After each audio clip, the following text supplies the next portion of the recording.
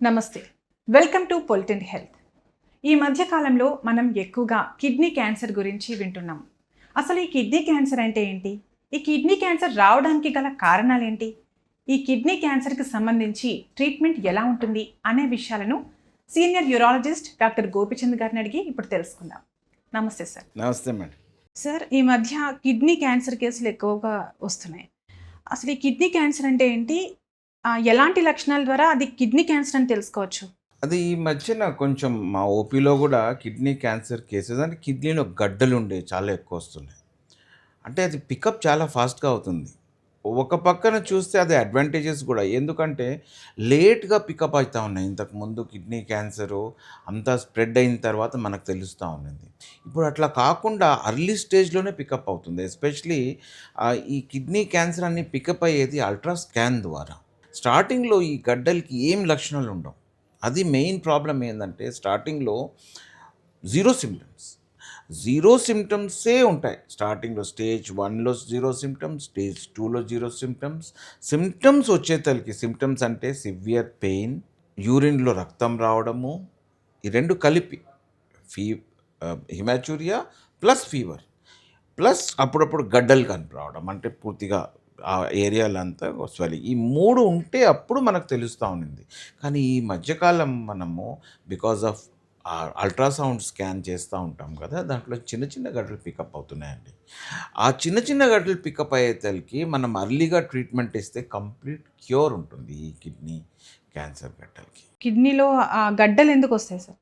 Most of the time ఈ గడ్డలు వచ్చేది జెనెటిక్, హెరిడిటరీ, కొన్ని కారణాలు కూడా మల్టీ ఫ్యాక్టోరియల్, అంటే మల్టిపుల్ ఫ్యాక్టర్స్ ఉంటాయి. రేర్గా స్మోకింగ్ వల్ల, కొంతమంది సివియర్ ఒబేసిటీ ఉంటుంది దానివల్ల వస్తుంది, కొంచెం అన్కంట్రోల్డ్ హైపర్ టెన్షన్, డయాబెటీస్ ఇవన్నీ ఉన్నా కూడా కొంచెం ప్రీడిస్పోజ్డ్ ఉంటారండి. ఇది కాకుండా కొన్ని మినరల్స్ ఉన్నాయి, ఆ ఎక్స్పోజర్ వల్ల కూడా ఈ కిడ్నీ క్యాన్సర్ వచ్చే ఛాన్సెస్ ఉంటాయండి. యూజువల్లీ ఎట్లుంటుందంటే ఈ కిడ్నీ క్యాన్సరు ఇంతకుముందు when ultrasound was not popular, అప్పుడు గడ్డ ఆ ఏరియాలో పాల్పబుల్ గడ్డ, మాస్ లంప్ అంటాము, పెయిన్, మూడోది హిమెచ్యూరీ అంటే యూరిన్ నుంచి రక్తం రావడం, ఈ మూడు కలిపి వస్తూ ఉన్నిందండి. ఈ మూడు కలిపి వచ్చేసరికి స్టేజ్ 4 క్యాన్సర్ అయిపోతుంది. స్టేజ్ 4 క్యాన్సర్ మనం డయాగ్నోస్ చేస్తే పెద్ద మంచి ట్రీట్మెంట్ ఏముండదు. మనం డయాగ్నోస్ చేయాల్సింది స్టేజ్ 1 క్యాన్సరు. స్టేజ్ 1 క్యాన్సర్ మనం డయాగ్నోస్ చేయాలంటే రెండు ఇంపార్టెంట్ ఏంటంటే సిమ్టమ్స్ లేకుండా కూడా హెల్త్ చెకప్ చేయించుకోవడము, ఎస్పెషలీ యూరిన్ రొటీన్ ఎగ్జామినేషన్, అంటే జస్ట్ యూరిన్ ఎగ్జామినేషన్, దాంట్లో ఆర్బీసీ అంటే బ్లడ్ సెల్స్ ఉంటే మాత్రం ఇంకా కొంచెం లోతుగా దానికి ఇన్వెస్టిగేట్ చేయడం అల్ట్రాసౌండ్ స్కాన్ ద్వారా. రెండోది అల్ట్రాసౌండ్ స్కాన్ ఏదో కారణం వల్ల చేసింటాం మనము, దాంట్లో కిడ్నీలో గడ్డ మాస్ ఉంది అంటే మాత్రం దాన్ని లోతుగా ఇన్వెస్టిగేట్ చేయడం, సిటీ స్కాన్ ద్వారా, కాంట్రాస్ట్ సిటీ స్కాన్ ద్వారా ఇన్వెస్టిగేట్ చేసి రీనల్ సెల్ కార్సినోమా అనేది కిడ్నీ క్యాన్సర్ అది రూల్ అవుట్ చేసుకోవడం. సో ఈ రెండు ఇంపార్టెంట్ ఏంటంటే యూరిన్ రొటీన్ ఎగ్జామినేషను, రెండోది అల్ట్రాసౌండ్ స్కాన్లో ఏమైనా గడ్డలు ఉంటే మాత్రం డెఫినెట్గా మనం ఇది అంటే ఇయర్లీ వన్స్ ఒక రెగ్యులర్ చెకప్ చేయించుకుంటే బెటర్ అంటారు. Beyond the age of 45-46 yearly once or 2 yearly once ఒకసారి మనం చేసినాం అనుకోండి, around the age of 50 normal ఉంది అంటే మాత్రం మనం ఒక 2-3 ఇయర్స్ ఒకసారి చేసుకోవచ్చు. ప్రతి ఇయర్ అవసరం పడదు. ఏదైనా హెల్త్ చెకప్లో ఒక్కసారి బేస్ లైన్ ఒకసారి చేయించుకొని ఆ బేస్ లైన్ నార్మల్ ఉంది అంటే మాత్రం 2-3 సంవత్సరాల తర్వాత మళ్ళీ చేసుకోవచ్చు. సో జెంట్స్లో మెయిన్గా ఈ prostate cancer, kidney cancer, bladder cancer ఇవన్నీ రూల్ అవుట్ చేసుకోవాలంటే మాత్రం ఒక అల్ట్రాసౌండ్ స్కాన్, ఒక యూరిన్ ఎగ్జామినేషన్, పిఎస్ఏ అనే ఒక బ్లడ్ టెస్ట్ ప్లస్ ఒక యూరాలజిస్ట్ ఎగ్జామినేషన్ చేసుకుంటే మాత్రం ఇవన్నీ రూల్ అవుట్ అయిపోతాయి. ఓకే, అంటే స్మోకింగ్ చేసిన వాళ్ళకే కాకుండా ఆల్కహాల్ తీసుకునే వాళ్ళకి కూడా వచ్చే అవకాశం ఉందా సార్? ఆల్కహాల్ తీసుకుంటే బాడీని అన్హెల్దీ చేసేస్తుందండి. సో డైరెక్ట్ రిలేషన్షిప్ ఏం లేదు, స్మోకింగ్కి డైరెక్ట్ రిలేషన్షిప్ ఉందండి. అది డైరెక్ట్లీ కిడ్నీ క్యాన్సర్ చేయొచ్చు, డైరెక్ట్లీ బ్లాడర్ క్యాన్సర్ చేయొచ్చు. స్మోకింగ్కి డైరెక్ట్ రిలేషన్షిప్ ఏం లేదు, కానీ ఛాన్సెస్ కొంచెం ఎక్కువ ఉంటాయండి ఆల్కహాల్ వల్ల కూడా. మీరు అన్నట్టు అది జెనెటిక్గా వచ్చే క్యాన్సర్ అయితే ఒకవేళ మన ఫ్యామిలీలో ఎవరికైనా ఇంతకు ముందు క్యాన్సర్ ఉంది అంటే ఖచ్చితంగా వాళ్ళు రెగ్యులర్ చెకప్ ఖచ్చితంగా చేయించుకోవాలి. చేసుకోవాలండి.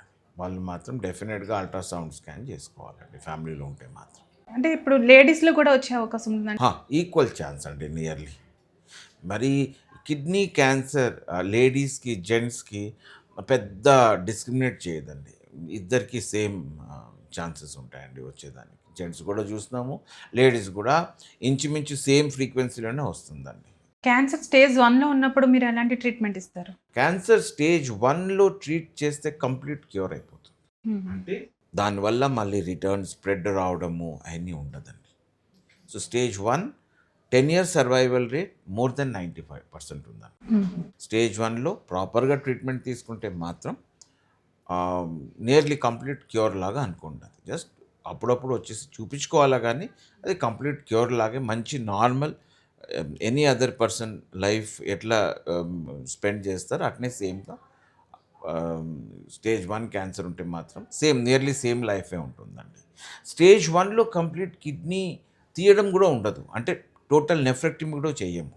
స్టేజ్ 1లో పార్షియల్ నెఫ్రెక్టమీ. పార్షియల్ అంటే జస్ట్ ఆ గడ్డ మాత్రమే తీయొచ్చు. ఆ పూర్తి కిడ్నీ మనం సేవ్ చేసేసి ఆ గడ్డ మాత్రమే తీయొచ్చు.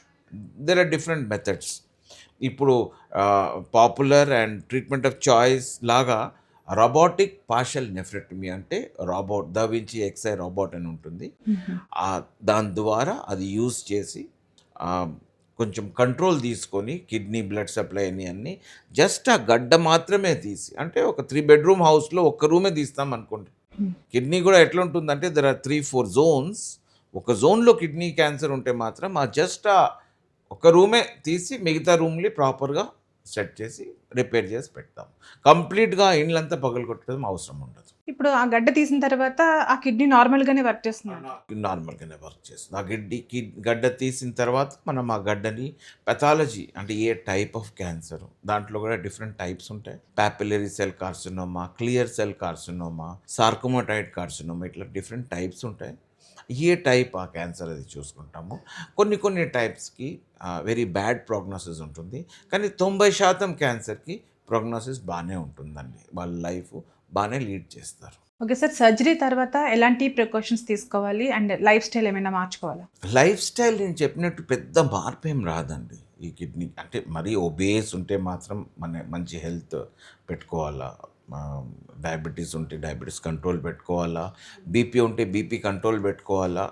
బట్ అదర్వైజ్ యాక్టివ్గా ఉంటే చాలండి. మళ్ళీ సేమ్ గుడ్ హెల్త్, గుడ్ డైట్లో లెస్ సాల్ట్, ఒక 2.5-3 liters వాటర్ తాగడము. డయాబెటీస్ ఉంటే డయాబెటీస్ మంచి కంట్రోల్లో పెట్టుకోవడము. బీపీ ఉంటే బీపీని మంచి కంట్రోల్లో పెట్టుకోవడము. Weekly at least 4 times in a week 20 to 30 minutes మంచి బాడీ గురించి ఎక్సర్సైజ్ అదంతా ప్రాపర్గా చేసుకోవడం. అది మినిమం ఒక 20 to 30 minutes at least 4 times a week చేస్తే కొంచెం హెల్తీగా ఉంటారండి. ఐఎమ్ టాకింగ్ ఆఫ్ కొంచెం హయ్యర్ ఏజ్. యంగర్ ఏజ్ అయితే డైలీ ఎక్సర్సైజ్ చేసినా కూడా ఇంకా బెటర్ అండి. ఓకే. సో అండ్ ప్రికాషన్స్లో అప్పుడప్పుడు ఎక్కడ చేయించుకున్నారో లేకుంటే ఏదో ఒక మంచి యూరాలజిస్ట్ దగ్గరికి పోయి అప్పుడప్పుడు చూపించుకొని స్కాన్ చేయించుకోవడము. రేర్లీ పెట్ స్కాన్ కూడా చేస్తాము. అదేమైనా రీగ్రో అయిందా టైప్ బట్టి. సో కొన్ని బ్యాడ్ క్యాన్సర్స్ ఉంటాయి, అదేమైనా రీగ్రో అవుతుందా ఏంది అది చూసుకోవడము.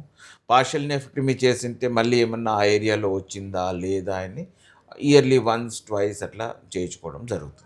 ఎస్పెషలీ కిడ్నీ క్యాన్సర్ గురించి, ఎందుకంటే కిడ్నీ క్యాన్సర్ సిమ్టమ్స్ ఉండవు. సో ఓన్లీ 2 things: హెల్త్ చెకప్లో యూరిన్ ఎగ్జామినేషన్లో బ్లడ్ సెల్స్ ఉంటే మాత్రం కొంచెం లోతుగా ఇన్వెస్టిగేట్ చేయడము. అల్ట్రాసౌండ్ స్కాన్లో ఏమన్నా గడ్డలు ఉంటే మాత్రం డెఫినెట్గా ఇంకా లోతుగా ఇన్వెస్టిగేట్ చేయడం, ఒక మంచి సిటీ స్కాన్ చేయించుకోవడము, ఎట్లాంటి టైప్ ఆఫ్ గడ్డ ఇది కనుక్కోవడం. ఈ 2 is the most important thing అండి. ఎందుకంటే కిడ్నీ క్యాన్సర్స్కి ఎర్లీ టైంలో ఏమి సిమ్టమ్స్ ఉండవు. కిడ్నీ క్యాన్సర్కి సంబంధించి వాల్యుబుల్ ఇన్ఫర్మేషన్ ఇచ్చారు. Thank you sir. Thank you.